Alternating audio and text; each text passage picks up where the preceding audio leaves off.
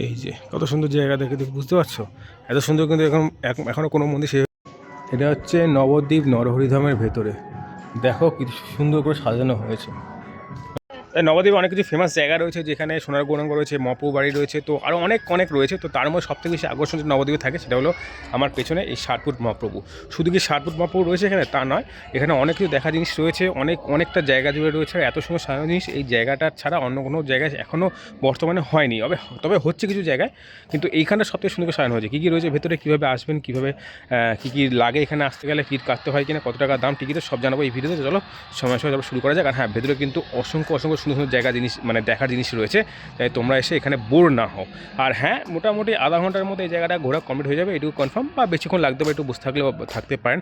আর এইখানে এই সময় যদিও শীতকাল, আর মোটামুটি নবদ্বীপে এখন 12 মাসে ভিড় থাকে, বাট শীতকালে তো বুঝতেই পারছেন শীতকালটা ভ্রমণের আর এটা পারফেক্ট সময়, তো এই সময় ভিড়টা বেশি থাকে। তো চলো ভেতরে যাওয়া যাক। আর অবশ্যই কিন্তু এখানে ঘুরতে আসতে হতে পারে, পেছনে দেখতেই পাচ্ছ, এগুলো জাস্ট একটা ঝলক, ভালোভাবে পুরো ভিডিওতে রয়েছে, দেখতে থাকো। আচ্ছা, আরেকটা কথা, নবদ্বীপের আশেপাশে অনেক ছোটো ছোটো জায়গা রয়েছে যেখানে ঘুরতে যাওয়ার জন্য যাওয়া যেতে পারে। সেইগুলো আমার একটা মেন চ্যানেল আছে, সেইখানে দেওয়া রয়েছে। তো আমি সেই মেন চ্যানেলের ডিসক্রিপশন বক্সে লিঙ্ক দিয়ে দেবো, তোমরা গিয়ে একবার দেখে আসতে পারো কোন ছোটো ছোটো জায়গাগুলো আমি ঘুরে এসেছি। তো চলো শুরু করা যাক। আর ভেতরে কিন্তু অসংখ্য সুন্দর জিনিস আছে, সেগুলো মিস করবে না। এর পেছনে কিন্তু এখন সাধু মাপুর রয়েছে। তো চলো যাওয়া যাক। এটা হলো নরহরিধাম। আচ্ছা, এটা হলো নরহরিধাম, এটা মেন মন্দির, বাট এই ভেতরে কিছু নেই, রয়েছে হচ্ছে এই ভেতরে আসল জিনিস। চলো টিকিটটা কেটে নিতে হবে। হ্যাঁ, টিকিটটা কাউন্টারটাই,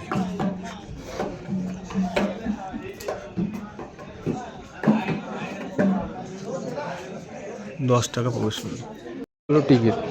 আর সবথেকে ভালো ব্যাপার যে 10 টাকা ভিক্ষা গ্রহণ করা হলো, এই লেখাটা কিন্তু বেশ সুন্দর লাগলো। মানে ঠাকুরের জায়গা তো, ভালো স্টলও আছে এখানে, খাওয়া দাওয়ার ব্যবস্থা আশা করি আছে এই পাশে। তো চলো ভেতরে যাওয়া যাক, কী রয়েছে। এই হচ্ছে এন্ট্রি। এত জায়গায় ছিল না, এতটা চাপে গেলে নতুন করা হয়েছে। আসলাম প্রায় মাস 6 পরে।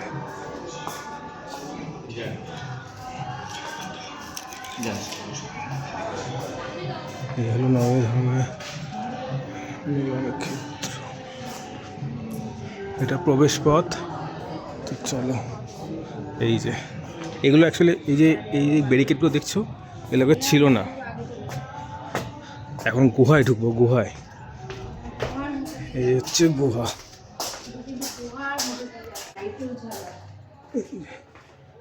এখন গুহা দিয়ে ভিতরে ঢুকবো, ভেতরে কি গেছে সেটা এখন দেখার বিষয়,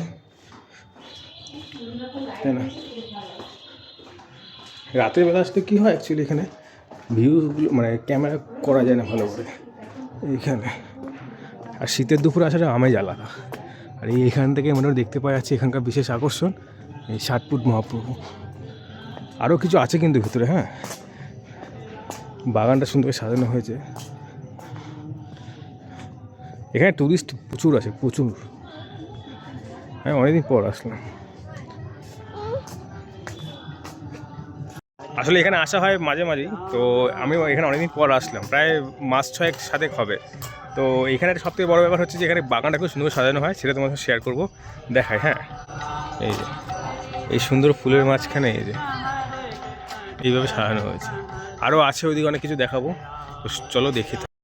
মানে এত সুন্দর বাগানটা এখানে, বেশ এটাই ভালো লাগে। এই যে এখানে এই যে জায়গাটা অ্যাকচুয়ালি এতটা আকর্ষণ করেছে একমাত্র এইসব কারণে। মানে এবার সুন্দর বাগান এত বড় জায়গাতে, এটা অ্যাকচুয়ালি কোথাও নেই। মানে নবদ্বীপে অন্য কোনো মন্দিরে মঠে দেখা যায় না, মানে এত সুন্দর করে সাজানো আছে, বাট এত সুন্দরটা নেই। বেশ কিছু বছর ধরে কিন্তু এই জায়গাটা এর জন্য মানে দর্শনার্থীদের সব থেকে প্রিয় জায়গা। মানে সব কিছু মিস করে গেলেও এই জায়গাটা অনেকে মিস করতে চায় না, বা উচিত না করা।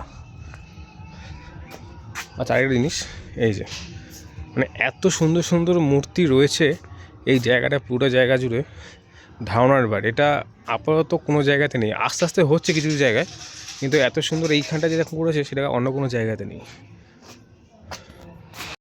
এই যে কত সুন্দর জায়গা দেখে বুঝতে পারছো, এত সুন্দর কিন্তু এখনও কোনো মন্দির সেভাবে করা হয় না।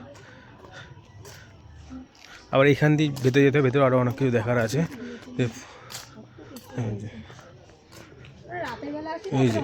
এই যে এখানে নতুন করে কাজগুলো হচ্ছে, ওখানে হচ্ছে এবার এখানে হচ্ছে উপর দিয়ে। এই যে সব সদর কিন্তু এইগুলো কিন্তু আগে বেশ ছিল না, এটা বেশ ভালো একদিকে, ভালো লাগে। আর বিকেলে আসলে প্রত্যেকবার এসেছিলাম আমি যখন, তখন রাতের দিকে ছিল, এত সুন্দর করে ছবি তোলা হয়নি, লাইট ছিল, বাট এখন যেভাবে দেখা যায় ভালো লাগছে। এই যে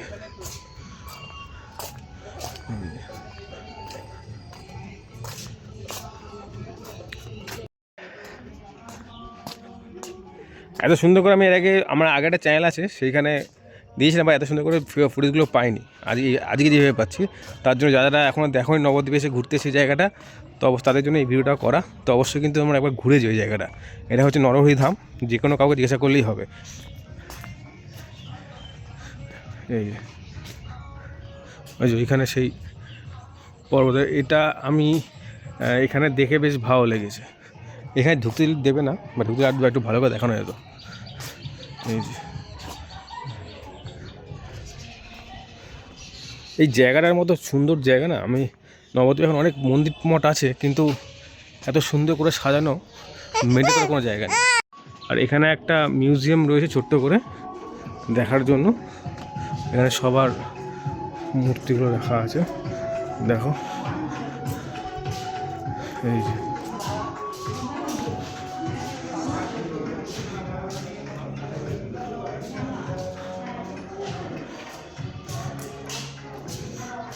নরসিংহা, এটা কিন্তু বেশ ভালো। হ্যাঁ, জায়গাটা দেখা যায় না, সব থেকে ভালো লাগছে ওই যেটা। এইটাও আগে ছিল না, আমি প্রথমবার দেখছি। এটা আগে ছিল না, কিন্তু এটা প্রথমবার দেখছি।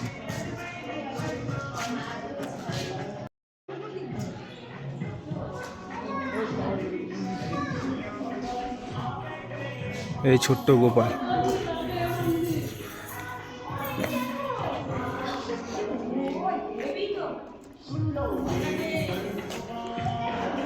বেশ ভালো করে এখানে সাজানো হয়েছে কিন্তু এটা।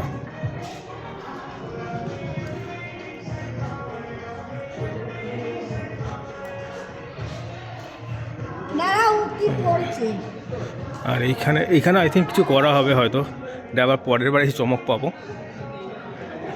জয় জগন্নাথ। মিউজিয়াম থেকে বেরোনোর পর কিন্তু এইখানে ঢোকার রাস্তাটা রয়েছে, এটা আগে বন্ধ থাকতো, এখন খুলে দিয়েছে। এই যে এটা ওই রাস্তা, ওখান দিয়ে আসার সময় দেখালাম। এই যে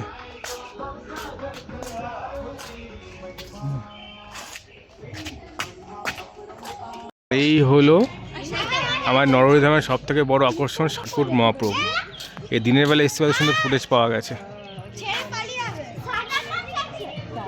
আর এই পাশে রয়েছে এই সুন্দর ছোট্ট কেদারনাথ আর বদ্রীনাথ, আই থিঙ্ক কি বদ্রীনাথ, এটা সরি, এটা বদ্রীনাথ। এই আর ওইটা হচ্ছে এক্সিট গেট, ওখান দিয়ে বেরিয়ে যেতে হবে। এই জায়গাটা ঘুরতে আসলে কিন্তু বেশ মজা হবে, ভালো লাগবে আপনাদের। এই কেদারনাথ বদ্রীনাথ পাশাপাশি, ওটা বদ্রীনাথ, এটা কেদারনাথ, ওই যে বদ্রীনাথ। এর নিচে কিন্তু অসংখ্য ছোটো ছোটো মাছ রয়েছে, এই জিনিসগুলো কিন্তু বেশ ভালো লাগে না। আর এটা হলো এক্সিট। তো কেমন লাগলো এই নরহরি ধাম অবশ্যই কমেন্টে জানিও, আর ভালো লাগলে অবশ্যই সাবস্ক্রাইব করে রেখো। টাটা।